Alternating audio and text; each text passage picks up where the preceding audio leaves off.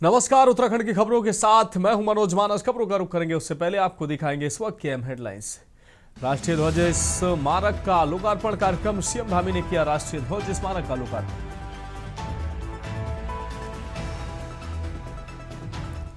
उत्तराखंड में पर्यटन को नई रफ्तार, कुमाऊं क्षेत्र में चल रही योजनाएं जारी। शीतकालीन यात्रा से बड़ा पर्यटन आगमन, मानस खंडम मिशन में मंदिरों का पुनर्निर्माण, प्राकृतिक स्थलों के विकास पर काम। अप्रैल में शुरू हो सकती है हज यात्रा। उत्तराखंड से 1366 यात्री जाएंगे हज। युद्ध के बीच यात्रियों की बड़ी चिंता, वक्फ बोर्ड अध्यक्ष ने जताई चिंता। ऋषिकेश का गरुड़ चट्टी गाटर पुल सुर्खियों में, पुल से गंगा में छलांग लगाते पर्यटकों का वीडियो वायरल। सुरक्षा व्यवस्थाओं की पोल खुली।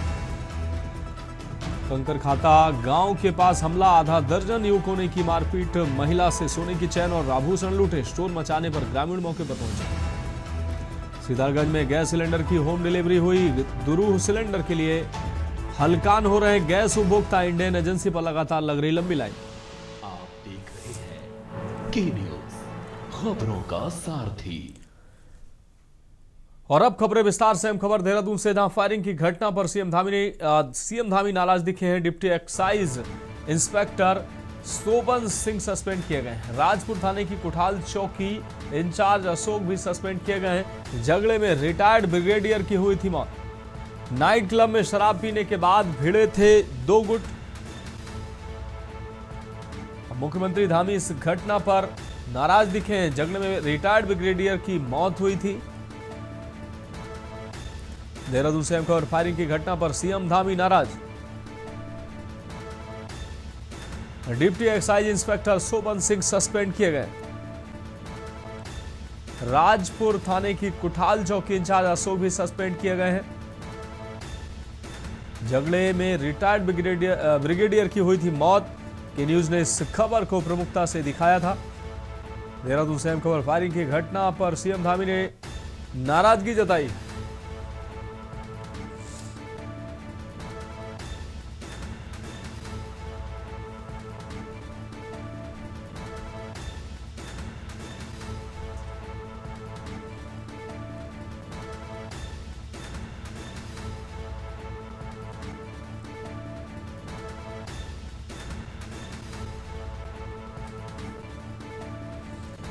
Deputy excise inspector Soban Singh को सस्पेंड किया गया।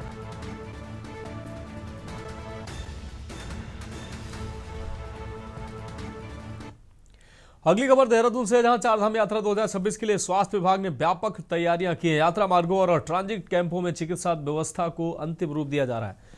लगभग 1350 डॉक्टरों और पैरामेडिकल कर्मियों की तैनाती भी की जाएगी, जो 24 घंटे सेवाएं प्रदान करेंगे। प्राइवेट और सरकारी मेडिकल कॉलेजों के विशेषज्ञ डॉक्टर भी सेवाएं देंगे। यात्रा मार्गों पर 25 मेडिकल रिलीफ पोस्ट भी स्थापित किए जा रहे हैं। डॉक्टरों को हाई एल्टीट्यूड चुनौतियों से निपटने के लिए विशेष प्रशिक्षण दिया जा रहा है। महानिदेशक चिकित्सा स्वास्थ्य एवं परिवार कल्याण उत्तराखंड डॉक्टर सुनीता टमटा ने बताया कि श्रद्धालुओं की सुरक्षा और स्वास्थ्य को सर्वोच्च प्राथमिकता दी जा रही है। उन्होंने कहा कि इन सुदृढ़ व्यवस्थाओं से देश विदेश से आने वाले लाखों श्रद्धालुओं को सुरक्षित और सुगम व्यवस्थाएं उपलब्ध हो सकेंगी।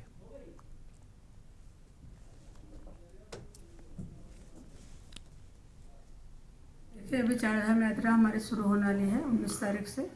और स्पेशली जो हम लोगों के जो हर साल की तरह जैसे तैयारी हमारी होती है, वो तैयारी हमारी चल रही है और काफ़ी कुछ हो चुकी है। तो डॉक्टर्स जो हमारे टोटल डॉक्टर्स हमारे लगते हैं, ये ट्रांजिट और हमारे जो है चारधाम के जो डिस्ट्रिक्ट्स हैं उसमें हम डॉक्टर एंड पैरामेडिकल जो है वो लगभग हमारे 1350 करीब लगते हैं। तो वो ड्यूटी हमारी लग चुकी हैं और विशेषज्ञों की भी हम लोगों ने लगा दी है। स्पेशली जो है मेडिकल कॉलेज वालों ने भी हमें सपोर्ट किया इस बार, private and government medical college से।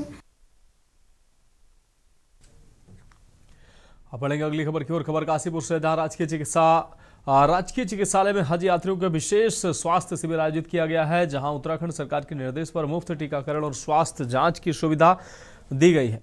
कुल 132 जायरीनों के लक्ष्य में से आधे से अधिक लोगों का टीकाकरण हो चुका है। इस दौरान स्थानीय जनप्रतिनिधियों की मौजूदगी रही। आगामी 11 अप्रैल को जसपुर में हज यात्रियों के लिए प्रशिक्षण सत्र भी आयोजित किया जाएगा।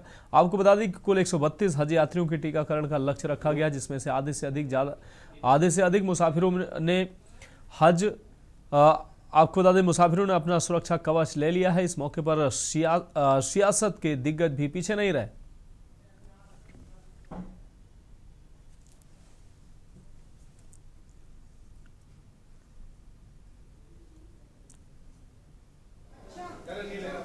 देखिए, ये भारत सरकार और हमारी प्रदेश सरकार के आदेश पर जो है हमारे यहाँ टीकाकरण कार्यक्रम शुरू किया जा चुका है। इसको 2 दिवसीय भी रखना पड़ेगा। यदि हमारे पास जो एक सूची हमारे पास आई उसमें 130 मरीजों का हमें जो टीकाकरण किया जाना है। इसमें पुरुष भी हैं, महिलाएं भी हैं और उसमें वृद्ध भी हैं हमारे, जिनको हमें विशेष रूप से जिनकी जांच करनी है। और इसके अतिरिक्त जो है हमने व्यवस्था अपने इस हार्ट सेंटर में कर रखी है। जैसे कि हमारे पास उपलब्ध व्यवस्था अभी फ़िलहाल यही थी, तो उसमें हमने विभिन्न कक्ष जो है आवंटित कर दिए हैं। हल्द्वानी के बनभूलपुरा रेलवे अतिक्रमण प्रभावित क्षेत्र में सुप्रीम कोर्ट के निर्देश के बाद आयोजित प्रधानमंत्री आवास योजना शिविरों में आवेदन प्रक्रिया जारी है। 21 मार्च से शुरू हुए शिविरों में अब तक 8000 फॉर्म वितरित किए गए हैं, जिनमें से 6300 से अधिक जमा हो चुके हैं। राज्य विधिक सेवा प्राधिकरण के सदस्य सचिव प्रदीप कुमार मणि त्रिपाठी ने बताया कि फॉर्म जमा करने की अंतिम तिथि 1 अप्रैल तक बढ़ा दी गई है। जमा फॉर्मों की स्क्रूटनी प्रक्रिया भी शुरू कर दी गई है। अगली सुप्रीम कोर्ट सुनवाई 28 अप्रैल को है। उससे पहले पूरी रिपोर्ट कोर्ट में प्रस्तुत की जाएगी।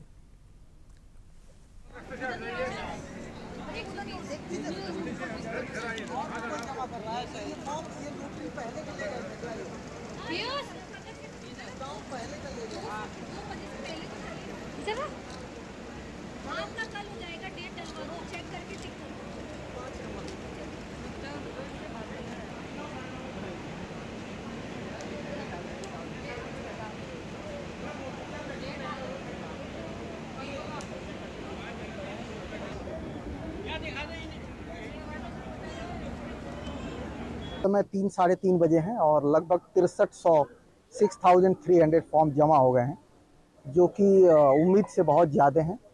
पहले हमें ये पता था कि 5300 फैमिलीज अफेक्टेड हैं, पर जिस हिसाब से फॉर्म बटे और जमा हुए उसके हिसाब से ये काफ़ी अच्छा फिगर है और 6300 फॉर्म अभी तक जमा हो गए हैं और मुझे उम्मीद है कि ये आंकड़ा अभी 5 बजे तक और बढ़ेगा। सर, टोटल फॉर्म कितने वितरण किए गए हैं, आगे क्या रहेगी? 8000 के आसपास फॉर्म वितरित हुए हैं और सारे स्टॉल पे फॉर्म अभी भी मिल रहे हैं, क्योंकि दिक्कत ये हुई है कि कई बार लोग गलत फॉर्म भर दे रहे हैं, तो उस वजह से वो दोबारा फॉर्म ले जा रहे हैं। रामनगर क्षेत्र में तराई पश्चिम वन विभाग की आम पोखरा रेंज के अंतर्गत वन विभाग की टीम ने छापेमारी कर एक आरोपी को गिरफ्तार किया। आरोपी के कब्जे से करीब 12 किलो चीतल का मांस बरामद किया गया है, जबकि इस मामले में 2 अन्य आरोपी मौके से फरार हो गए, जिनकी तलाश जारी है। मामले की जानकारी देते हुए डीएफओ प्रकाश चंद्र आर्य ने बताया कि आम पोखरा रेंज के रेंजर पूरन सिंह खनायत को सूचना मिली थी कि मालधन चौड़ क्षेत्र में एक मुर्गी विक्रेता अपनी दुकान पर चीतल का मांस काट रहा है। सूचना पर त्वरित कार्रवाई करते हुए वन विभाग की टीम मौके पर पहुंची और आरोपी को रंगे हाथों गिरफ्तार कर लिया।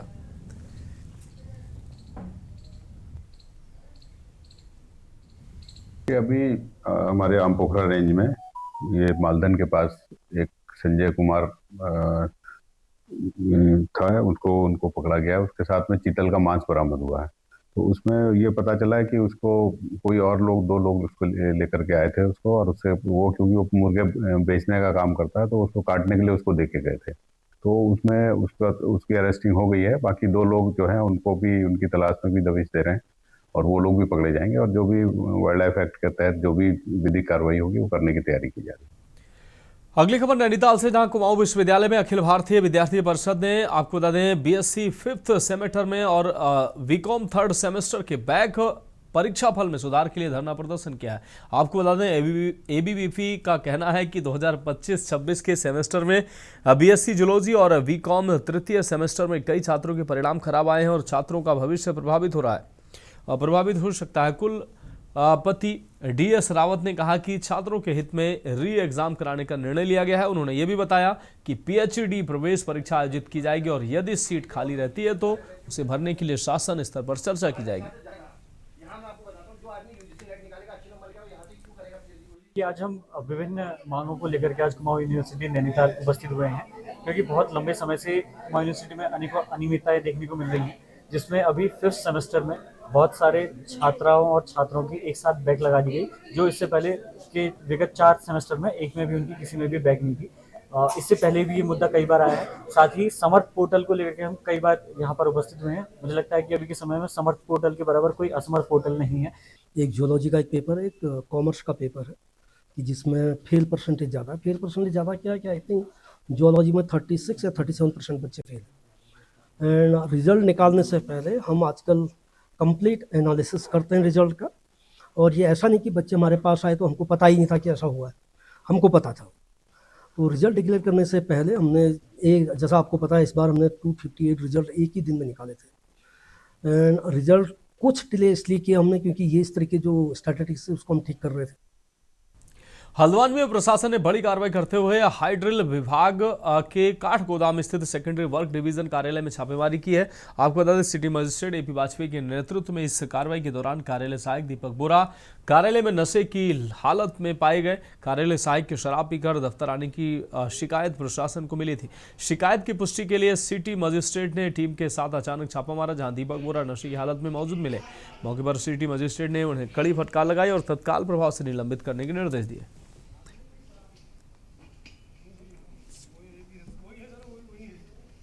देखिए, एक सूचना मिली थी कि जो हमारा इलेक्ट्रिसिटी डिपार्टमेंट का एक विंग है हार्डिल गेट पर, वहाँ पर एक कर्मचारी पहले से काफ़ी पूर्व में भी इस तरह की आदत रही है कि वो कार्य अवधि के दौरान कार्यस्थल पर मद्यपान का सेवन करते हुए वहाँ पर आना उनका रहता है, और जबकि वहाँ पर काफ़ी संख्या में महिला कार्मिक भी हैं और लोगों की भी आवाजाही रहती है। तो आज उसमें कंप्लेन मिली थी, तो औचक निरीक्षण किया गया और उनके विभागीय अधिकारियों की उपस्थिति में उनका मेडिकल भी कराया गया है। और चूँकि राज्य सरकार द्वारा कार्यस्थल पर अनुशासन बनाए रखने के भी निर्देश दिए गए हैं, उसी क्रम में उनके विरुद्ध विभागीय कार्रवाई के लिए भी उनके अधिकारी को अवगत कराया गया। किस पद पे तैनात है?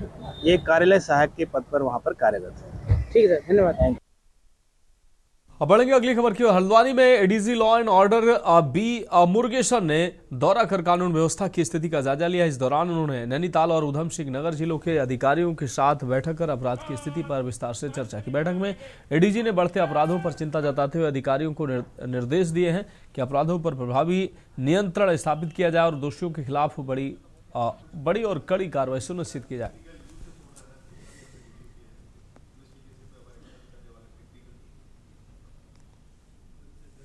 हमारी जो फोकस एरिया है क्राइम कंट्रोल पे, ह्यूमन सिक्योरिटी पे, मिसिंग पर्सन्स पे, साइबर क्राइम, एनडीपीएस एक्ट, इस पे हमने कुछ डेटा के रिव्यू किए हैं। जहाँ पे भी हमारा जो क्षेत्र अधिकारी अपने कर्तव्यों में ढीला है, उन्हें निर्देश दिए कि भाई अपना वर्क कल्चर इंप्रूव करो और खास करके क्राइम अगेंस्ट विमेन में पूरा ध्यान देने का। और कंप्लेंट्स है, खास करके 1905 सीएम हेल्पलाइन के जो कंप्लेंट्स है उस पर भी टाइम फ्रेम में उसको निस्तारण करें, जनता का कंप्लेंट को बहुत ही सीरियसली लें। बढ़ेंगे अगली खबर की ओर। विकासनगर के ढकरानी में आज प्रशासन की संयुक्त जांच पर बड़े सवाल खड़े हो गए हैं। ग्रामीणों की माने तो महीनों की शिकायतों के बाद तहसील प्रशासन, खनन प्रदूषण विभाग और पुलिस की टीम मौके पर तो पहुंची, लेकिन समय के चयन ने जांच की मंशा पर ही सवाल उठा दिए। दिलचस्प बात यह है कि टीम तब जांच करने पहुंची जब यमुना में खनन पट्टे बंद और कच्चे माल की कमी के कारण क्रेशर प्लांट भी ठप पड़े हैं। करीब 1 दर्जन क्रेशर प्लांटों ने अपनी कृषि भूमि और फसलें बर्बाद होने का आरोप लगा रहे किसानों के लिए ये जांच महज एक खानापूर्ति नजर आ रही आरोप लगाए। हालांकि इस दौरान तहसीलदार विवेक राजौरी के नेतृत्व में टीम ने स्टॉक के रिकॉर्ड और पर्यावरणीय नियमों को खंगाला। वहीं जांच में बंद पड़े प्लांटों और अब तक हुई लापरवाही पर ठोस कार्रवाई का सवाल पूछा गया तो अधिकारी गोलमोल जवाब देते नजर आए।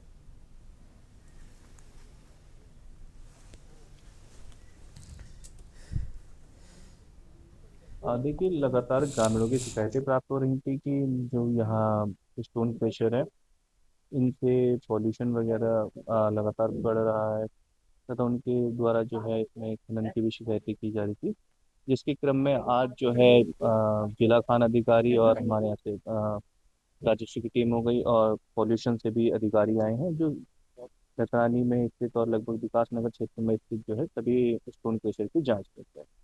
तो क्या जांच में पाया गया? अभी जांच की जा रही है और इनकी एक विस्तृत जांच आख्या बनाई जाएगी जो उच्च अधिकारियों को प्रेषित की जाएगी। बढ़ेगी अगली खबर की ओर। खबर कोटद्वार से, जहां पौड़ी में वरिष्ठ पुलिस अधीक्षक सर्वेश पवार ने जनपद के सभी थाना प्रभारियों को अवैध खनन पर सघन चेकिंग अभियान चलाने के निर्देश दिए हैं। आपको बता दें, निर्देशों के तहत कोतवाली कोटद्वार पुलिस ने मालन नदी पोखाल गांव चौकी दुगड्डा क्षेत्र में अवैध खनन की सूचना पर छापेमारी की। प्रभारी निरीक्षक कोटद्वार के नेतृत्व में कार्रवाई करते हुए 2 डंपर मौके पर अवैध खनन करते हुए सीज किए गए हैं। वहीं पुलिस ने मामले में आवश्यक वैधानिक कार्रवाई की बात कही।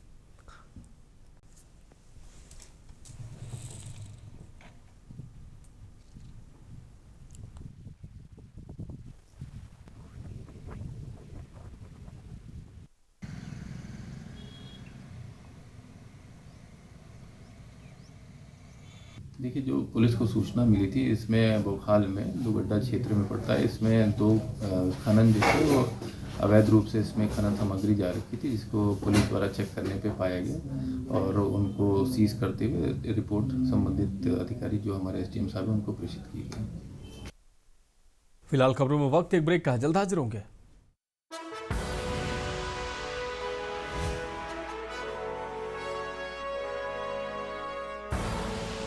आप देख रहे हैं के न्यूज, खबरों का सारथी।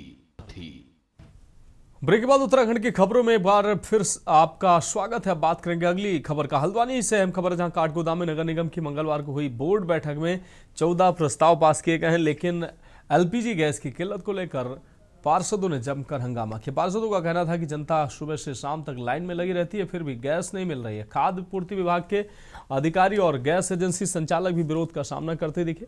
महापौर गजराज बिष्ट ने चेतावनी दी कि 3 दिन में व्यवस्था ठीक नहीं हुई तो खुद एजेंसी में ताला लगा देंगे। बैठक में 2026-27 का 183 करोड़ का बजट पास हुआ, नई कार्यकारिणी का गठन किया गया और विकास योजनाओं पर चर्चा हुई। वहीं नगर निगम बोर्ड बैठक में LPG गैस नहीं मिलने पर पार्षदों ने हंगामा भी किया, जिस पर मेयर ने गैस एजेंसी को व्यवस्था ठीक करने के लिए हिदायत भी दी। हमारी बोर्ड बैठक की मीटिंग थी आज नगर निगम की, वो संपन्न हुई। हमने सबसे पहले एक मुद्दा रखा मेयर साहब के आगे कि आप इंडियन गैस वालों को बुलाओ। मेयर साहब ने बड़ी चालाकी से, जिस चालाकी से वो ये मेयर का चुनाव जीतते हुए निकाल के ले गए, उसी चालाकी से उन्होंने हमसे नगर निगम में कहा कि अभी इंडियन गैस ऑफिस वाले आ रहे हैं, अभी बस आप एक प्रस्ताव पास करो, दूसरा प्रस्ताव पास करो। सारे प्रस्ताव उन्होंने चालाकी से पास करवा लिए। जब हमने उनसे पूछा इंडियन गैस वाले कहाँ हैं, तो उन्होंने हमारे सामने एक 6 फुट के डांगी जी को ला के रख दिया। प्लस 16 प्रस्ताव उसमें पारित किए गए। मुख्य रूप से उसमें एक तो सभी पार्षदों को कहना था कि भाई जो सफाई स्वच्छता कर्मचारी हैं, हमारे पर्यावरण मित्र हैं, उनसे ठीक ठाक बात करके और ठीक काम हो सफाई, तो उसके लिए भी हमने बातचीत की। उनका प्रस्ताव था कि हमारी NOC लेकर ही उनसे बातचीत की जाए, तो वो भी प्रस्ताव एक पारित हुआ है। में बोर्ड की मीटिंग थी और मीटिंग शुरू होने से पहले हमारा सारे पार्षदों का एक ही मुद्दा था, गैस को लेकर। आम जनता गैस को लेकर इतनी ज़्यादा परेशान है, कोई अधिकारी टाइम से मिलता नहीं है, कोई इनका अधिकारी फ़ोन नहीं उठाता और टोटल गैस रिफिलिंग हो रही है हल्द्वानी शहर के अंदर।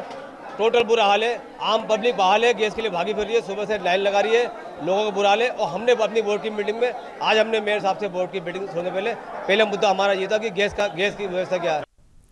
अब बढ़ेंगे अगली खबर की ओर। खबर नैनीताल से, जहां उत्तराखंड हाईकोर्ट में नदियों में जमा सिल्ट हटाने के आदेशों का पालन न होने पर स्वतः संज्ञान वाली जनहित याचिका पर सुनवाई हुई। खंडपीठ ने राज्य सरकार से 2 सप्ताह में नदियों में सिल्ट हटाने की कार्रवाई की प्रगति रिपोर्ट पेश करने को कहा है। अगली सुनवाई 2 सप्ताह बाद तय की गई है। जनहित याचिका दायर करने वाले समाजसेवी भुवन चंद्र पुखरिया ने बताया कि नंधौर, गोला, कोशी, गंगा और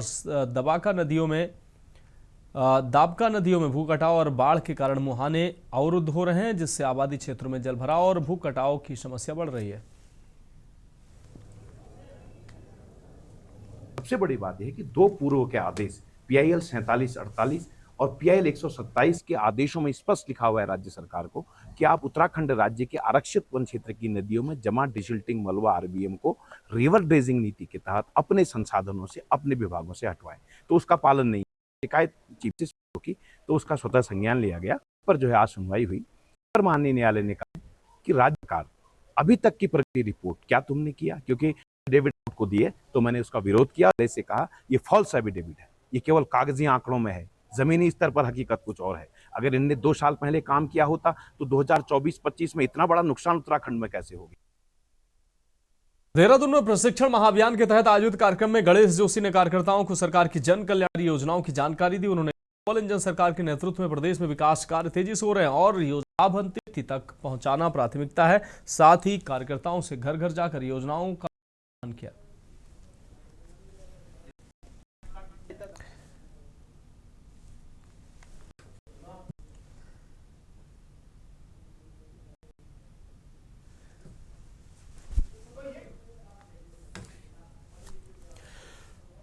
अब बढ़ेंगे अगली खबर की ओर। कुमाऊं मंडल के सबसे अधिक छात्र संख्या वाले हल्द्वानी के MBPG कॉलेज के छात्रों का आक्रोश थमने का नाम नहीं ले रहा। तीसरे और 5वें सेमेस्टर में करीब 40 से 50% छात्र फेल हो जाने के बाद से छात्र नेताओं में आक्रोश देखने को मिल रहा है। मंगलवार को छात्र नेता छात्रों के फेल करने के विरोध में कॉलेज की तीसरी मंजिल पर चढ़ गए और वहां जाकर जमकर हंगामा किया। कूदने की धमकी भी दी। BSc की जियोलॉजी के 5वां सेमेस्टर में ज्यादातर विद्यार्थी फेल हो गए।